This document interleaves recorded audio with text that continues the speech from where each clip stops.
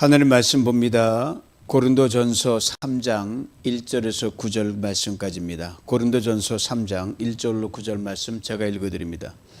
형제들아, 내가 신령한 자들을 대함과 같이 너에게 말할 수 없어서 육신에 속한 자 곧 그리스도 안에서 어린아이들을 대함과 같이 하노라. 내가 너희를 저주로 먹이고 밥으로 아니하였노니 이는 너희가 감당하지 못하였음이거니와 지금도 못하리라. 너희는 아직도 육신에 속한 자로 다 너희 가운데 시기와 분쟁이 있으니 어찌 육신에 속하여 사람을 따라 행함이 아니리요. 어떤 이는 말하되 나는 바울에게라 하고 다른 이는 나는 아볼로에게라 하니 너희가 육의 사람이 아니리요. 그런즉 아볼로는 무엇이며 바울은 무엇이냐? 그들은 주께서 각각 주신 대로 너희로 하여금 믿게 한 사역자들이니라. 나는 심었고 아볼로는 물을 주었으되 오직 하나님께서 자라나게 하셨나니 그런즉 심는 이나 물 주는 이는 아무것도 아니로되 오직 자라게 하시는 이는 하나님뿐이니라. 심는 이와 물 주는 이는 한 가지이나 각각 자기가 일한 대로 자기의 상을 받으리라. 우리는 하나님의 동역자들이요 너희는 하나님의 밭이요 하나님의 집이니라. 아멘. 우리 사랑하는 강전혁 원사님, 지금 천국에서 우리 공동체 그토록 사랑하고 우리 위해 기도했던 공동체를 한눈에 다 볼 수 있는 제일 높은 데 계십니다. 그걸 상상하면서 오늘 말씀 가운데서 더 믿음 안에 자라나가는 복된 이 시간 될 수 있기를 축복합니다. 신령한 자, 육신에 속한 자, 오늘 말씀의 제목입니다. 이 고린도 교회 편지 읽어 나가다 보면 사람들이 자주 착각하는 게 있어요. 그 사람들 예수 안 믿고 뭐 어디 속된 말로 그냥 천국 들어갈 사람 맞아? 놓치지 말고, 고린도 교회 성도들은 예수 다 믿고요 구원받은 성도들입니다. 그들이 성숙도가 어느 정도냐 이 천차만별 속에서 거기서 빚어나오는 많은 문제들을 안고 있었다는 그 사실입니다. 그래서 고린도 교회를 보면 건강한 교회의 지표를 알 수 있습니다. 신령한 성도들이 얼마나 많으냐, 많을수록 건강해지고요. 육신에 속한 성도가 얼마나 많으냐, 많을수록 교회가 약하고 건강하지 못합니다. 다 예수 안에 구원받은 성도들인데 얼마큼 성숙도에 따라서 교회 건강 지표를 알 수 있습니다. 피터팬 신드롬이라는 게 있어요. 다 컸는데 늘 생각과 그다음에 행동 방식과 언어 수단 모든 것들이 어린아이적 그 모습을 못 벗어날 때 그 피터팬 신드롬이라고 그럽니다. 바로 고린도 교회가 그랬어요. 뭐 사회적 세상적 기준 보면 쟁쟁한 사람들 많이 있었죠. 그러나 교회 안에 들어오면은 유치한 거예요. 그것이 오랫동안 지속되면서 나왔던 문제를 바울이 편지글을 통해서 고린도 교회 성도들을 지적하고 돌아서라 그러고 권면을 양용을 하고 있습니다. 그런데 말입니다. 이 바울이 편지글을 통해서 이제 이게 채찍이 담긴 편지가 고린도전서 후서거든요. 근데 바울이 최대한 자기 감정과 이런 화가 나면 이게 감정이 막 그러잖아요. 최대한 절제하면서 하여튼 극도로 완고어법을 써서 편지글을 쓰고 있습니다. 여러분, 칭찬은 고래도 춤을 추게 한다는 그런 말이 있는데 칭찬만 하고 살 수는 없잖아요. 잘못된 건 분명하게 넘어갈 일이 있지만 지적하고 넘어가야 될 때 어떻게 하면 잘 들리게 하고 어떻게 하면 잘 소화시키게 할까, 그 방법을 찾아야 된단 말입니다. 바울이 고린도 교회에 편지를 쓰면서 그걸 많이 고민했던 그 흔적이 역력히 나와 있습니다. 이 단어를 쓸까 저 단어를 쓸까, 이 말을 할까 말까, 굉장히 고민했던 그 흔적이 역력합니다. 오늘 본문도 그런 바울의 그 성도들을 향한 그 애타는 마음, 말하고 싶은 대로 다 말하고 싶지만 절제된 그 절제가 돋보이는 대목이 고린도전서 전체에 있지만 특히 오늘 본문도 그렇습니다. 1절을 봅니다. 형제들아, 내가 신령한 자들을 대함과 같이 너희에게 말할 수 없어서 육신에 속한 자 곧 그리스도 안에서 어린아이들을 대함과 같이 하노라. 참 쓰지 말아야 할 내용이 담겨 있는데 어쩔 수 없어요. 그런 모습이 보였으니까. 그런데 형제들아라고 바울이 부드럽게 이야기합니다. 바울 서신에서 자주 우리가 접하는 그런 대목이거든요. 예수 그리스도 안에서 성도들을 대하는 바울의 한결같은 마음이 형제들이라는 단어 속에 들어있습니다.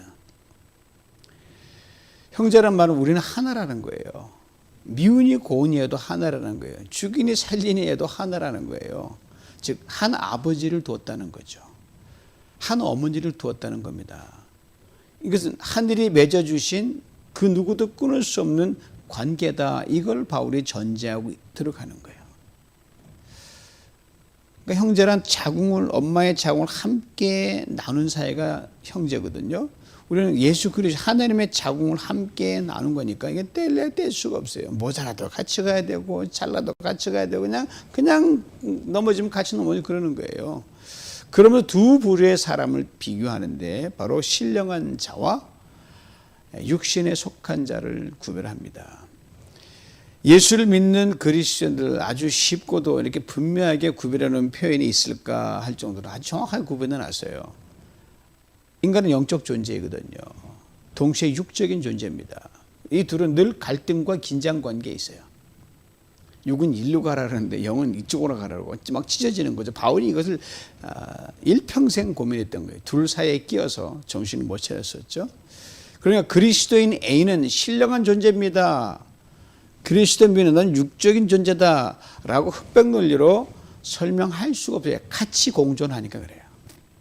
목사님 저도 마찬가지입니다. 어떤 하늘에 닿을 정도 신령에 떠올 때는 저도 또 인간적인 나타날 때 있거든요. 이 공존하는 거예요. 영적 존재이면서 동시에 육적인 존재입니다. 그러면 여러분 내가 예수 믿는데 왜 이렇게 내가 욕심이 많을까? 왜 이렇게 흔들릴까? 여러분 그게 이상한 게 아니라 육을 입었기 때문에 그래요. 다 존재하는 거예요. 이 둘이 절묘한 균형을 이루면 시너지 효과를 내세요. 희한하게 연약한데도 내가 힘든데도 팍팍 믿음의 상승장이 일어나는 거예요. 성령 안에서. 즉 육이 영에 주도되는 삶을 살면 그렇게 됩니다. 그런데 이 둘의 균형이 깨져버려 가지고요. 육이 영을 주도해 나가면 반대 현상이 나타나는 거예요. 그럼 큰 갈등하고 행복하지 않고 기쁨이 없고 긴장하고 다른 사람과 대상을 놓고 그렇다 그런 것도 있지만 특별히 자기와의 갈등이 특별히 심합니다. 속에서 막 찢어지는 거예요. 이랬다 저랬다 아침에 막 기분이 업됐다가 무슨 사건 받으면 다운됐다가 막 정신을 못 차리는 거예요. 누구와 싸워서가 아니라 내 속에 두 자아가 있기 때문에 그렇거든요. 바로 고린도 교회 성도들이 육이 영을 주도해 가는 그런 육신에 속한 성도들이라고 바울은 적고 있어요. 다는 아니지만 공동 책임이죠. 이렇게 말합니다. 어린아이들을 대함과 같이 하노라. 그런 고린도 교회 성도들은 그냥 고도의 어떤 무슨 전문적인 건 아니면 이렇게 수준 높게 할 수 있잖아요. 없잖아요. 뭐 초등학생에게 뭘 할 때 미적분을 가르칠 수 없잖아요. 그런 거예요. 바울이 고린도 교회를 세울 때 그가 성도들을 어떻게 양육했는지를 아주 단적으로 보여주는 게 내가 너희들을 어린아이들을 대하듯이 했다 이 말이죠. 처음부터 바울이 그렇게 출발한 건 맞아요. 우상의 도시 고린도였지 않습니까? 물질 문명의 도시가 고린도였고요. 정치, 문화, 종교, 철학에서 아주 그 당시에 중을 이뤘던 그런 번창된 그런 도시였어요. 거기에서 복음을 듣고 예수를 믿은 사람들이 고린도 교회 성도들이었습니다. 왕초보죠. 기독교 신앙으로 말하면 하나님의 예수로 이에 막 입문한 그 왕초보 성도들이니까 처음엔 당연히 서툴렀죠. 밖에서는 다 이렇게 안에 들어오면 이렇게 막기 안 되는 거예요. 그러니까 하나님 나라보다 세상 나라에 더 깊은 관심을 가지고 막 그런 거예요. 습관이 안 됐으니까. 아니, 어떤 때 세상 나라에 온통 관심을 살다가 오니까 이게 때가 안 벗겨진 거예요. 그대로 나타나는 거예요. 원색적인 그런 자기 모습들이. 그 바울이 너희들은 육신에 속한 자다. 구원 못 받았다는 아니라 좀 어린아이다, 초보다 이렇게 얘기하는 거예요. 예수를 믿었지만 아직도 예수 중심이 아닌 세상 중심으로 가는구나. 이 바로 육신에 속한 자입니다. 자연인과 예수는 자연인과 다릅니다. 자, 이런 사람들로 구성된 교회가 바로 고린도 교회에 할 수 없죠. 그 눈높이로 내려가서 바울이 그들을 양육하고 야단을 쳐도 상처 안 받도록 완고법하는 그런 아주 고도의 언어 선택과 그의 행동의 어떤 모습이 필요했습니다. 여기서 어린아이라는 것은 연령적으로 어린아이가 있지만 문자 그대로 다음은 미성숙한 사람이라는 뜻입니다. 어린아이면 두 가지 연상이 되잖아요. 순수함이 연상이 되고요. 유치함이 연상되지 않습니까? 바로 고린도 교회 성도들은 후자였어요. 어른은 어른이에요. 근데 행동이 여전히 어린아이처럼 미숙하고 유치한 것을 말합니다. 그렇습니다. 고린도 교회 성도들 베이비 크리스천들이었어요. 이걸 다시 이렇게 설명하면 2절이에요. 내가 너희를 저주로 먹이고 밥으로 아니하였으니 이는 너희가 감당하지 못하였으며거니와 지금도 못하리라. 젖과 밥이라는 비유를 듭니다. 젖은 어린아이가 밥을 먹을 수 없어주는 그런 음식이잖아요. 그러나 아이가 이빨이 나고 막 자라면 우유 가지고 안 돼요. 그러면 애들이 발육을 못 하거든요. 밥을 주고 또는 딱딱한 걸 줘서 씹어 먹어서 씹어야 이 구강 튼튼해지고 이 식도도 튼튼해지고 위장 튼튼해진단 말이에요. 그처럼 장기 근육이 자라지 못하거든요. 이렇게 처음엔 어린아이에게 젖을 먹여서 키우듯이 고린도 성도들 양육했는데 시간이 지나다 맨날 그 타령이란 말이에요. 젖 먹는 수준이면 계속 머물러 있는. 근데 지금도 못하리란 말이 그거거든요. 어떻게 그렇게 많은 시간 흘렀는데 아직도 당신은 세상에서는 똑똑한 왜 여기 와서 이렇게 멍청해집니까? 그런 거죠. 쉽게 말하면. 딱딱한 음식 밥을 먹으나 아직도 젖만 먹으려 합니까? 이 말이고요. 젖을 더 이상 먹으면 안 되는데 처음에나 매 마찬가지로 젖을 먹고 있습니까? 라고 이 속에 채찍이 들어있는 말이에요. 아마 똑똑한 사람은 우리 무시하는구나 라고 아마 팔팔 뛰었을지도 모르겠어요. 인생 나이로 보나 경험으로 보나 이 고린도 성도는 들어서는 안 되는 소리를 듣고 있다라면 나이가 어리면 어려서 그렇다면 나이 다 들고 배운 만큼 배우고 뭐 경제적인 수 다 올라왔는데 이러고 있으니까 자존심에 상처가 있는 그런 소리죠. 구원받았고 예수 믿는 성도들인데 영적으로 자라지 못하고 성숙하지 못하니까 누가 그걸 그냥 두겠습니까? 자라야 그잖아요. 유치함을 비유를 들어서라도 좀 깨달으십시오. 뭐 할 수 없어요. 그거 뭐 못 받아가지고 바른 비움을 당하는 거죠. 뭐. 그렇게 깨우칠 수밖에 없었습니다. 그리고 실제로 이런 유치한 비유를 들 수밖에 없는 고린도 교회 성도들이 많이 있었거든요. 수는 잘 모르겠지만 한 사람마다 그게 강하게 나타나면요. 전체가 막 흔들거리거든요. 많은 수보다 소수라도 그 힘이 강하면요. 끌려가거든요. 이에 대해 바울이 구체적인 예를 들어요. 3절입니다. 너희는 아직도 육신에 속한 자로 다 너희 가운데 시기와 분쟁이 있으니 어찌 육신에 속하여 사람을 따라 행함이 아니리요. 아직도라고 했어요. 2절에 지금도라는 말과 같은 의미입니다. 이 한마디 속에 벗어야 할 어린아이의 습성과 유치함과 버릇을 끊어내지 못하고 있다는 것을 압축적으로 담고 있습니다. 우리는 아직도 그 수준입니까? 그럴 때가 있잖아요. 지금도 그렇게 살면 어떻게 해요? 이 말을 하고 있는 거예요. 뭐 이런 말 무슨 수준이에요? 이게 시기와 분쟁하는 수준을 계속 있으니까 제발 다투지만 않았으면 내가 뭐 좋겠는데 계속 다투니까 교회만 오면 싸우는 거예요. 교회만 오면 이게 갈라지는 거예요. 시기와 분쟁이 어떤 것인지를 이어지는 4절에 다시 적습니다. 어떤 이는 말하되 나는 바울에게라 하고 다른 이는 나는 아볼로에게라 하니 너희가 육의 사람이 아니리요. 육의 사람이 아니리 육의 사람이다 이 말이죠. 근데 여러분 시기 분쟁 나누어진 것을 말하는데 이미 1장 10절 이하에 이미 언급되었던 그 시기 분쟁 그 나눔이 다시 등장합니다. 근데 내용이 조금 달라요. 1장에서는 4개로 쪼개진 고린도교의 모습을 보여줬거든요. 바울파다, 아볼로파다, 그다음에 베드로파다, 그리스도파다. 더 되지만 바울이 굵직한 것만 들었어요. 그런데 오늘 본문에서는요, 2개로 나누어진 교회의 모습만 적어놓습니다. 바울파와 아볼로파. 여러분, 이게 굉장히 바울이 의도적으로 쓴 거예요. 2가지를 일깨워줍니다. 먼저는 문제를 보는 바울의 넉넉한 마음과 시각입니다. 다음은 책임지는 리더의 모습입니다. 자, 문제를 보는 넉넉한 마음과 시각이 뭘까요? 아신 대로 사람들은요, 문제를 자꾸 들춰내는데 즐거움을 느낍니다. 덮어주면 좋은데 이것도 문제, 저것도 문제, 뭐 지적하는데 선수들이에요.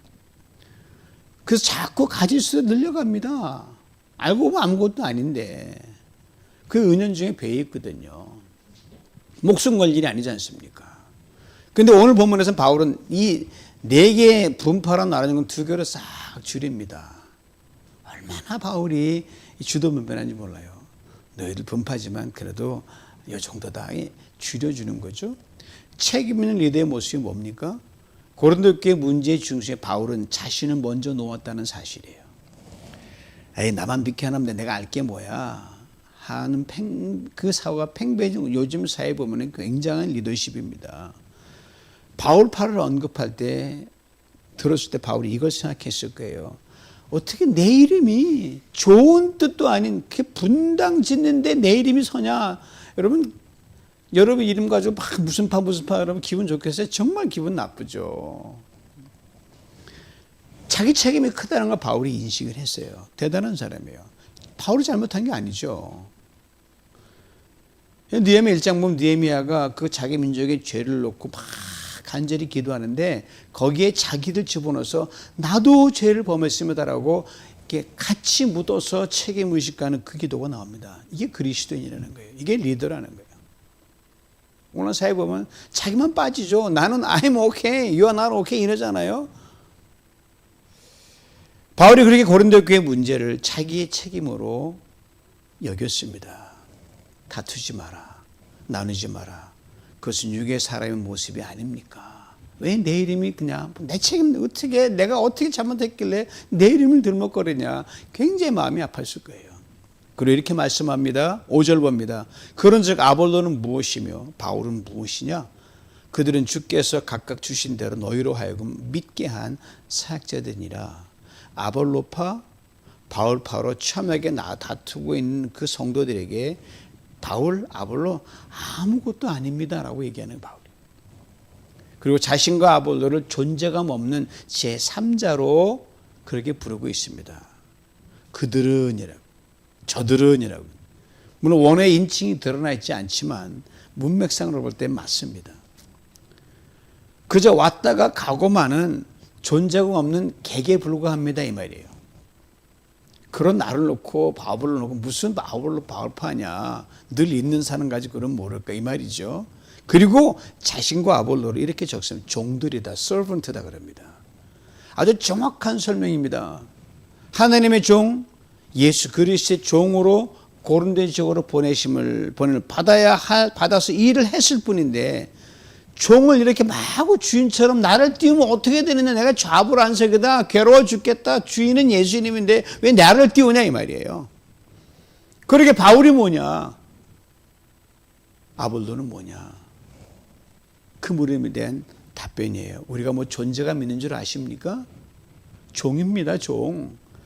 예수 그리스도의 복음을 먼저 듣고 이것을 부득불 전할 수밖에 없는 종입니다. 이 대목에서 예수님 말씀이 오버랩되잖아요. 예수님께서 한 비유를 드셔서 제자들이 하도 이렇게 높아지려고 하는 거 보니까 얘들아 한 주인이 밭에 나가서 종에서 일하라고 가서 일하라고 명령을 내려 보냈다. 하루 종일 땀 흘려 수고해서 돈 들어온 종이 들어와서 다 다녀왔습니다라고 했다. 자, 그런 종이 수고했으니까 주인이 그 종에게 사례를 해야 마땅하냐 아니냐 이렇게 말씀하셨어요. 종은 그저 자신이 할 일을 했을 뿐이다. 그렇죠. 주인이 불러주지 않으면 아무것도 할 수 없는 게 종입니다. 그렇게 예수님께서 이 말씀 직후에 이렇게 덧붙이셨어요. 이같이 너희도, 제 아들이죠, 명을 받은 것을 다 행하는, 이렇게 말해야 된다. 우리는 무익한 종입니다. 우리가 해야 할 일을 한 것뿐입니다. 무슨 사례를 봤습니까? 우리 겸손하라는 거죠. 이것이 바울의 자신을 3인칭 종으로 칭할 수밖에 없는 이유입니다. 즉 바울, 그리고 아볼로 무익한 종이죠. 바울은 특별히 그랬죠. 죄인 중에 계셔서 그랬으니까. 이렇게 적어 내려갑니다. 6절 7절이에요. 나는 심었고 아볼로는 물을 주었으되 오직 하나님께서 자라나게 하셨나니 그런즉 심는 이나 물 주는 이는 아무것도 아니로되 오직 자라게 하시는 이는 하나님 뿐이니라. 앞에 저는 젖과 밥의 비유를 들었어요. 이번에 정원 비유를 들고 옵니다. 정원을 가꾸는 정원사가 식물을 키우는데 가장 이센셜한, 가장 절대 필요적인 게 뭐예요? 씨 뿌리는 거죠. 그다음에 물 주는 거 아닙니까? 우리 모두 다 알고 있는 거예요. 근데 씨앗도 가만히 보면 여러분, 사람이 만들 수 있습니까? 인간에게 주어진 씨앗을 갖다 심는 거예요. 다만 땅을 파고 골라서 땀 흘리는 노동력만 제공했을 뿐이에요. 사실 한 게 아무것도 없거든요. 물도 마찬가지. 주어진 물을 우리가 만들어 못 만들어요. 주어진 것이 그냥 통에 담아 주기만 하면 되는 거예요. 이제 호수를 뿌리고 그러지만. 여기에 가지를 칩니다. 해충제를 사용하기도 하지만 있던 오염되는 환경에서는 옛날에 그런 것도 없었어요. 이건 이센셜이라고 하는 엑스트라 노동력 제공에 불과합니다. 역시 노동의 땀을 더 흘릴 뿐이에요. 그런데 결정적인 것은 이 모든 인간의 노동이 결실을 맺으려면 인간이 전혀 범접할 수 없는 햇빛과 공기와 바람이 사람이 핸들할 수 없는 거거든요. 주어질 수도 없는 건데 바람을 뭐 담습니까? 어떡합니까? 햇빛을 하지 못하잖아요. 이런저런 이 힘으로는 어찌할 수 없는 또 다른 외적 변수들이 결정적인 역할을 하는데 그걸 누가 좌우하냐? 하나님의 고유 영역이란 말이에요. 이걸 바울이 깨달았어요. 그래서 바울은 이 고유 영역을 오직 거듭 강조합니다. 즉 오직 하나님만이 하시는 일이다. 다 하나님 하시는 거다. 들과 산 나가봐라. 들에 피는 꽃 누가 씨앗이 심었더냐, 물을 줬더냐, 막 자라는 거 보면 이건 상식이다. 인간의 노력은 눈꼽만치도 안 들어간 것이다. 그런데 황홀한 자태를 내뿜고 있지 않습니까? 이거죠. 바울이 말하는 씨를 심고 물을 주는 그 노동 행위조차도 하나님 그렇게 할 수 있도록 기회를 주셨을 뿐이라고 하는 거 바울이 정확하게 인식하고 있습니다. 우리도 그래야 할 줄 압니다. 그러니까 하나부터 열까지 이게 앰플리파이 버전 all the while 내내 끝까지 내가 한 건 아무것도 없습니다. 이렇습니다. 이것을 바울이 고린도 교회 성도들에게 말하고 있는 겁니다. 그리스도인들이 이런 생각과 마음만 가지고 살면 사실 평생 싸울 일이 없을 것 같아요. 갈등한 일도 없고요. 나누어 분쟁한 일은 더욱더 없겠죠. 그런 생각을 해봅니다. 그리고 바울이 여기에서 한 걸음 더 나가는데 8절 말씀 봅니다. 심는 이와 물을 주는 이는 한 가지나 각각 자기가 일한 대로 자기의 상을 받으리라. 아주 귀한 말씀입니다. 심는 이와 물 주는 이가 한 가지라고 했습니다. 여기서 한 가지란 말의 뜻이 아주 디테일합니다. 문자 그대로 하나란 뜻이에요. 한 사람이란 뜻입니다. 부자도 하나예요. 돈 아무리 많아도 그 사람 하나예요. 가난해도 하나입니다. 여러분 술은 똑같아요. 빌 게이츠나 여러분이나 저나 똑같은 웨이트예요. 만일에도 하나입니다. 적게 일해도 하나입니다. 저희 사람은 굉장히 경제적인 사람이 굉장히 꼼꼼하기 때문에 요사이 어떤 물건을 산 후에 그거 아끼려고 영수증을 사진 찍으면 보너스 포인트 주는 그런 사이트로는 젊은 사모가 가르쳐줘서 그걸 하고 있거든요. 근데 영수증 하나당 포인트가 25점을 줘요. 근데 사이트에 특별한 보너스 주는 대부분 영수증 액수와 관계없이 25점 줍니다. 1000불짜리 영수증에도 25점 주고 5불짜리 사도 25포인트 주고 언뜻 보면 페어하지 않은 거 저기서 페어하지 않은 저 그거 보면서 아 이게 바로 법칙이다라는 게 그냥 딱 연상이 되는 거예요. 차별 없이 하나님. 상대적 차이를 가지고 살아가는 인생이 분명해요. 인간적인 관점은 우열이 있습니다. 상하가 있고요. 대소가 있고. 그건 하나님께 다 하나는 겁니다. 똑같습니다. 비근한 예로 오늘 본문에 등장하는 두 인물 바울과 아볼로 분명 뭔가 차이가 있어요. 고린도교 성도 차이가 있어야 눈에 보기에 이 사람이 낫다 그래 붙는 거 아닙니까? 근데 하나님은 바울도 하나다. 아볼로도 하나다. 하나일 뿐이 똑같다는 거예요. 각각 일한 대로 자기의 상을 받으리라고 했습니다. 각각입니다. 분명 각각 일한 양과 시간은 다르죠. 그래서 그것에 비례해 상을 받습니다.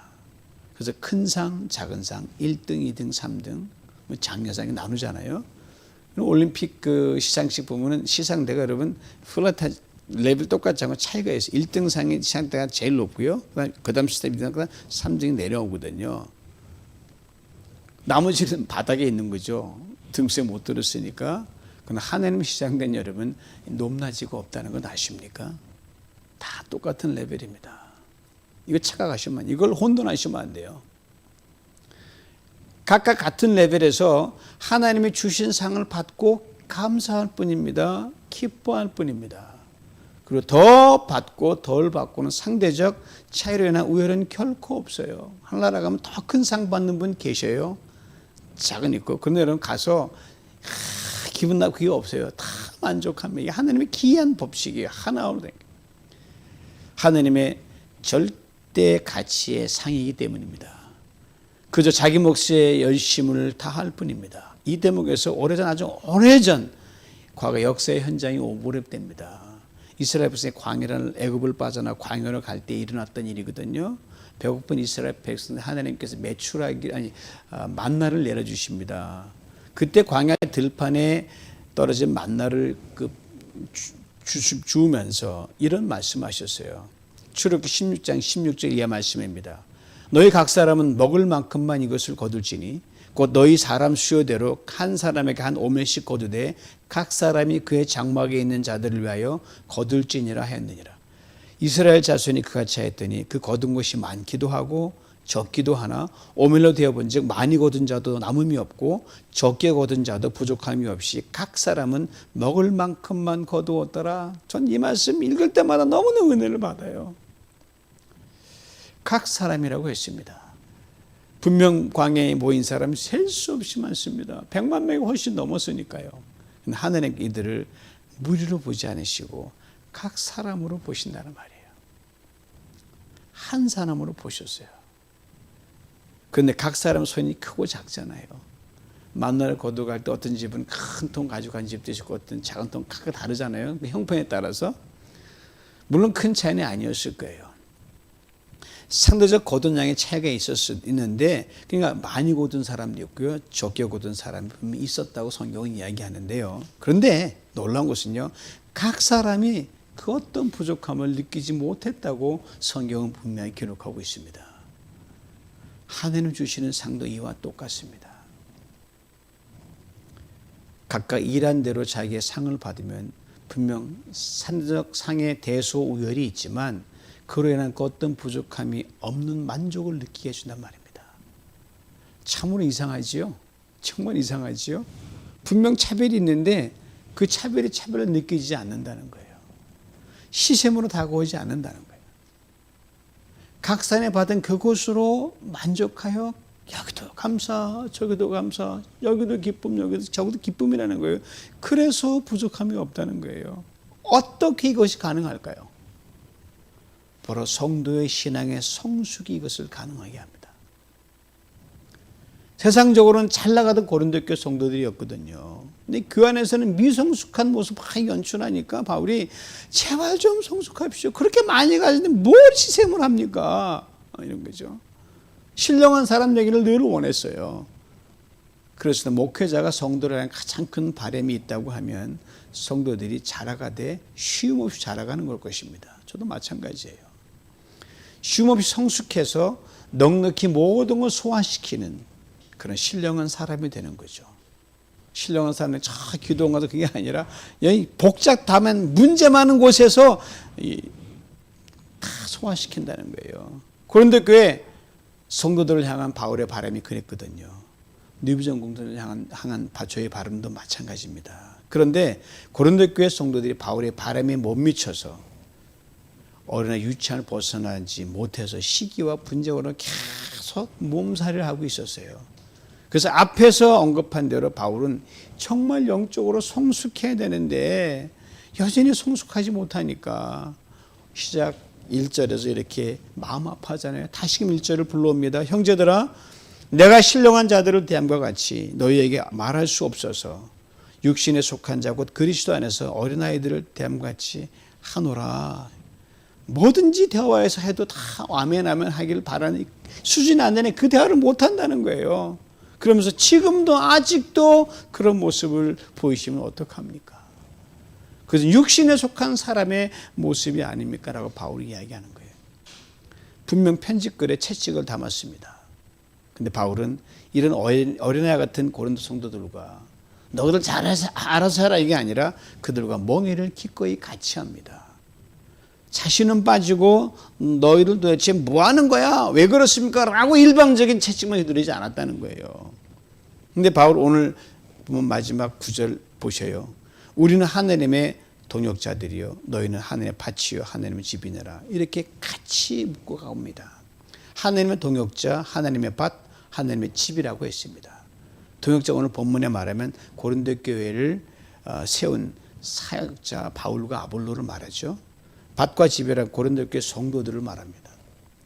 동역자, 밭 그리고 집이란 이 단어에 예의 없이 들어간 수식어가 하나님이란 단어가 들어갑니다. 즉 사역자든 성도든 하나님께 속해 있다는 것을 특별히 바울이 의도적으로 강조합니다. 즉 이런 말이죠. 사역자인 우리나 밭과 집인 성도님들 아무것도 아닙니다. 그리스도 몸인 교회를 세우기 위해 하나님께 부름받은 종들입니다. 이 말이죠. 다투고 분쟁하고 사역자를 붙여서 분파를 만들어 교회를 시끄럽게 하고 있는 고린도 교회 성도들 유치한 모습을 보이지만 이들을 사랑으로 품고 여러분 아파도 같이 가야 돼요. 여러분 딴 남이 아닙니다. 우리 하나입니다. 교회를 세우는 한 팀입니다. 이걸 바울이 강조하는 겁니다. 이것이 바울의 위대한 점입니다. 구절에 담긴 표현을 바울의 의도를 좀 이렇게 달리 제가 적어봅니다. 고린도 교회 성도들이요 우리와 여러분들은 전문 사역자와 평신도 사역자로 한 팀입니다. 다시 말하면 우리는 전문 사역자 종들이요 여러분들은 평신도 종들입니다. 오직 하나님께 속한 사역자들로 육의 사람의 모습을 벗고 신령한 사람으로 피차 대하는 그런 성숙한 고린도 교회가 되기를 주님은 원하십니다. 이 말이에요. 그렇습니다. 어린아이가 자라 청년이 되죠. 청년이 자라 장년이 되죠. 그렇듯 성도도 육신에 속한 자에서 신령한 자로 계속 자라가야 됩니다. 성숙해야 됩니다. 이를 위해 교회 공동체 모든 사람들이 오직 나도 너도 우리도 그 누구도 하나님께 속한 종들이라는 이 사실을 결코 잊어서는 안 될 것입니다. 이 종의 영성이 우리를 자라게 하는 원동력입니다. 이 종의 영성이 교회를 하나 되게 하는 첩경입니다. 이것을 바울이 오늘 우리 본문을 통해 우리에게 일깨워주고 있습니다. 예수 그리스도 안에서 어찌하든지 어린애와 같이 유치하고 자기 중심적인 육신에 속한 신앙의 모습을 쉼없이 쳐내는 거예요. 성령에 이끌려서 신령한 신앙의 모습을 더욱 드러내는 우리 모두가 될 수 있기를 주님의 이름으로 축원합니다. 거기에 교회 공동체 행복이 있고요.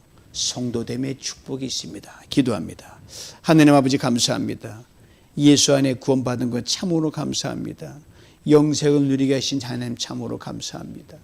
하나님 그러나 우리 속에 유치한 우리 자아가 있어서 아버지는 치운 작고 아무것도 넘어지고 불평원망하고 또 피차 보면서 협조하지 못하고 신을 접근하지 못하는 우리의 유치한 근성 아직도 우리에게 있사오니 지금도 보여주고 있사오니 전능하신 하나님 우리를 복종시켜 아버지 하나님 이 40년 지나면서 예수 그리스도께서 종의 심을 내려간 것처럼 우리도 내려가서 이 종의 영성으로 유치함을 벗어버리고 신령한 사람으로 거듭나는 우리 모두가 되게 하여 주시옵소서.